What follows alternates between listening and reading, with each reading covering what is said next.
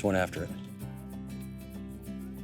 We're over top of a rock reef, just a sunken island type of thing, and the fish are holding here.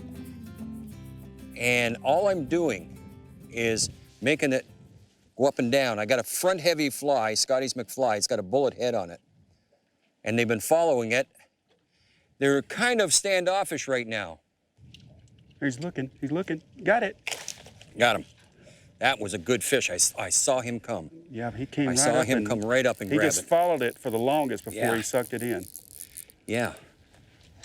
This is a nettable fish here. I think so. Just lead him in and I will. Oh, I don't have a real good purchase on it, so I'm he's gonna try to just get caught him in the very front of the lip. Yeah.